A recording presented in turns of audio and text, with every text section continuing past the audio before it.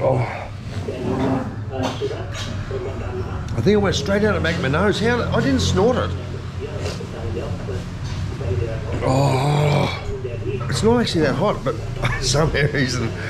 So I'm here at, I don't know, where am I? Mara and Paz. Mara and Paz Lorong. Yep. In Uluwatu. Nusa Dua. Nusa Dua, to be more specific. And we're having some chapchai and some omelette or some yummy. Look at this. There's nasi and there's some spring roll. Oh, my first mouthful. I just said I'll try this first, and it just went straight to the back of my nose. I could hardly breathe. The secret is I actually don't mind a bit of spicy food, but it doesn't like me. Now I know that's likely to be, look, that's a telltale. You see that? If they put capsicum on your cucumber on the plate, that's a warning to say careful. This is slippery when wet or hot. But there was no cucumber on my little chapchai. It's quite nice, little chicken and veggie blend. But it's a nice little kick to it too. Oh, it went right to the top of the back of my throat and just blocked my nose. And I went, oh, wow. Bloop, bloop. There's a million little warongs. There's a million nice places to eat. And the food here is like incredible. It's a couple of dollars a plate. And look, for about $10, we can feed a couple of us. Oh. And look, see these? If you need one later, when it comes out the other end, grab a couple of tissues before you go to the bathroom because they don't have TP out there. I'll tell you all about that later. But yeah, I've got the sweat going. I haven't even tried the bloody omelette yet. How's the omelette? Omelette is amazing. Is it? Amazing. Oh, I'm going to chop that enough. Live reaction. Oh, is that a bit? There's a little bit of warmth in it. It's divine. Oh, that's beautiful. That's beyond yummy. It's oh, a little bit crunchy. It defines its looks.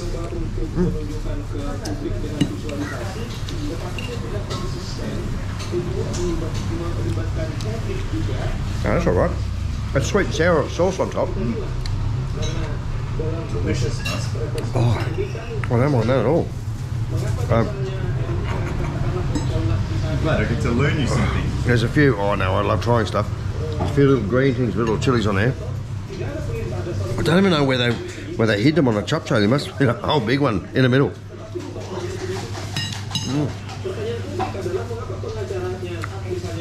So, I want to talk to you about something really important. And a big spicy meal might be a good way to start you off or finish off. If you're a bit like me and have a sensitive tummy to some of the more spicy or the more adventurous foods, you might be scared of going to try some local food because you might be worried about the after effects. A lot of people come to Bali and they're worried about Bali Belly. Now, I've got a Bali Belly, look at this. That's from Bintang, mostly. Lots of Bali. There we go. Lots of bintangs and a fair bit of beautiful food. But there's also the disruptive Bali Belly, which is what happens when you come over here and your stomach's not used to the food, the water, the bacteria, the microbes that form part of daily life here in Bali. So there's something I need to tell you about how to protect yourself or prevent or reduce the chance of getting Bali Belly, but it's not the prettiest subject. It's actually a little bit embarrassing or a bit uncomfortable, a bit awkward. So I'll tell you what, I'm going to leave dinner, go next door, out the back, and I'll tell you a bit more about it when I get there. It's important that you understand how to prevent Bali Belly, where it comes from, and that you learn where to eat, how to eat, and what to do. And while I'm sweating, and I'm taking a quick break, hang on, I'll wash it down. Right, oh, here we go. Thank you. There's 2 sheets from my forehead. Now, what about the other end? Okay, listen. So I'm going to leave here, ready, and a click of a button, and we'll be out the back. The acoustics aren't the best in here, but it's because I'm in an Indonesian bathroom. Now, I just want to show you what you expect in an authentic Indonesian bathroom. There's the bathroom, or there's the toilet. That's the flushing mechanism. And that's a rather dirty but active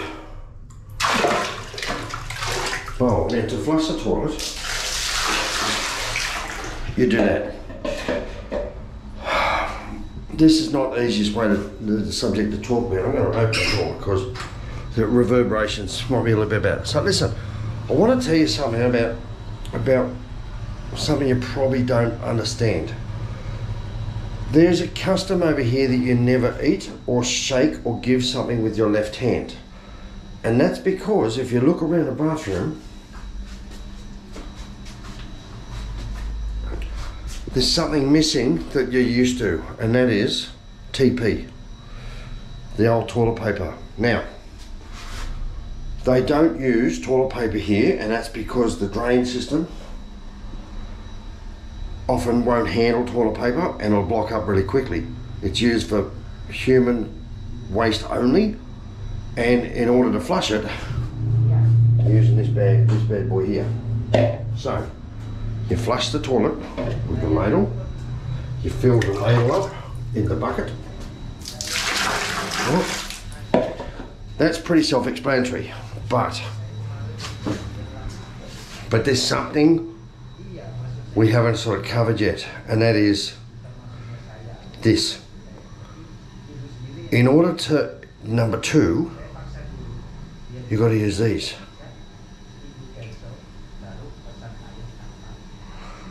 Okay, because there's something you got to understand.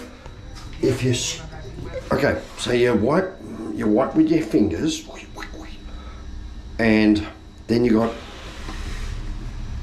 smelly fingers. So to clean your hand, you don't go, because that's water that in a lot of houses you'll use that same water to shower in, and these buckets, these little ladles, you use them to shower with.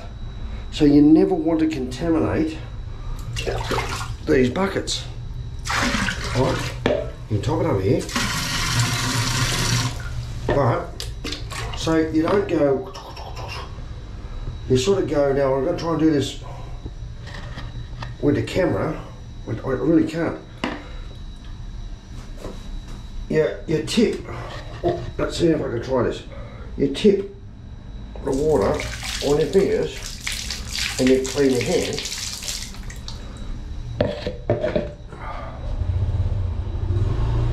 But it's generally accepted that your hand is a little bit, a little bit potentially dirty. You can do it 3 or 4 times, doesn't matter. But you know, look, something else you don't see around here. Soap. You don't eat with your left hand because everything starts tasting like shit. And I mean that in a literal and a figurative sense.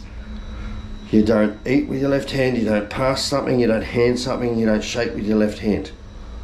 But there's something that you do with your left hand automatically that makes me concerned, and sort of possibly answers why so many people from the West come to Bali and get Bali Belly. What do you do with your left hand all the time? You count money. $1, $2, $3, $4, $5, $6. You use both hands when you're counting money. So, where do you think you pick up Bali Belly from? Is it the door handle that I'm just going to close the door with? The left hand? Is it the handrail that I climb up the stairs with on my left hand? Is it the money that I pay for my hot dog or my hamburger or my nasi goreng with? Or is it potentially all of the above? Guys, I don't want to gross you out. I don't want to turn you off coming to Bali. I am saying, my little shoulder bag here, I've got wet wipes in it and sanitizer.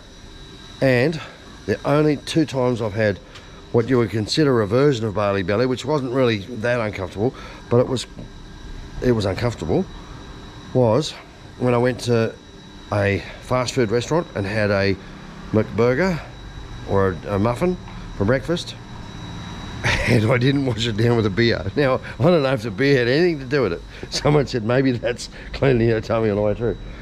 But wash your hands. Handing over money, wash your hands. Especially, one of the most contaminated things you'll find is doorknobs and whatever. But money passes from person to person to person, and people traditionally throughout most of Asia, India, China, Bali, Indonesia, whatever, use the left hand to go to the toilet. If you don't realise that, you want to make sure you've got some wet wipes, you want to make sure you've got some sanitizer, and just be careful. Love your work. Sorry to disappoint you guys. It's a little bit, oh, but it's how the other half live. I didn't realise it until I got here. And it's a hard conversation to bring up. There's another quick thing. Hey, I'll go back inside. There's one thing I didn't realise, and I wonder if these guys got it. Now see this? When I do a number 2, I pull my strides down to my knees and I sit on the toilet. Now, you can't sit on that. You just stand on either side. Here we go. And squat. Well, that's as much instruction as you're going to get, but if you do that with pants around your knees, you're going to end up going to the toilet, number 2s, in your pants. You need to take your pants and your undies off to do a number 2. So, you know what my recommendation is? Number 1, number 1, we do a number 2s, go to the toilet at the hotel, or follow my recommendations, because nearly every single hotel or restaurant I've ever vlogged about, one of the things I do is to check to see if they've got a sit down flushing toilet with toilet paper. Number 2, if you do get caught out, you can go to an Indomart, Circle K, Alphamart, any of the little mini supermarkets. Nearly all of them have got toilets. Not the service stations, but the Indomarts and the Alphamarts and the Circle K. So you can always get a public toilet there, generally, and then nearly always like that. So you'll need some tissue or something. Now, by the way, if you put your own tissue paper down there, there's a really good chance you're going to block it up. I tried with a 2 tissue sheet minimum, and we ended up with some caustic soda and had to clean the toilet out because it just wouldn't work. But remember, you can't go to the toilet with your strides around your ankles, because you can't get into the right position without pooing on your pants, and you're going to walk out generally with wet feet, because they use all this area is generally considered a wet area, and if they make a mess, they generally just flush it down like that, right? So don't be surprised if the floor's wet. It's water. They're using it to clean the place. It's not necessarily a guarantee the first time you try to aim for that, you're not going to get somewhere else, because especially if you've got a bit of Bali Belly, because you might be in more of a hurry than you are ready to aim and shoot. Oh, it's hard to stop. It's a hard topic.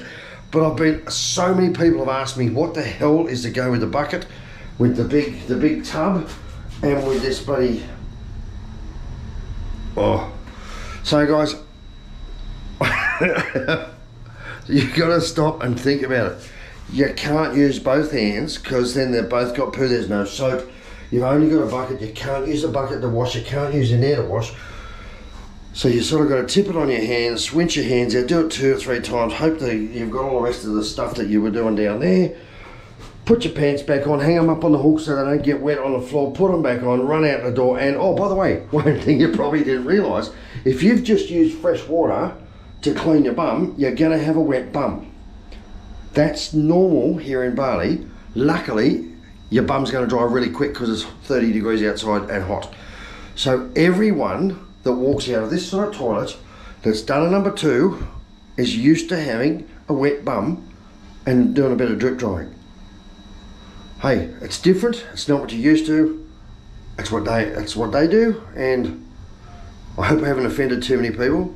If I have, I'm sorry, but I thought you'd need to know. It's a pretty important thing if you get caught out here in a toilet in Bali. Love your work. See you when we do another number 3.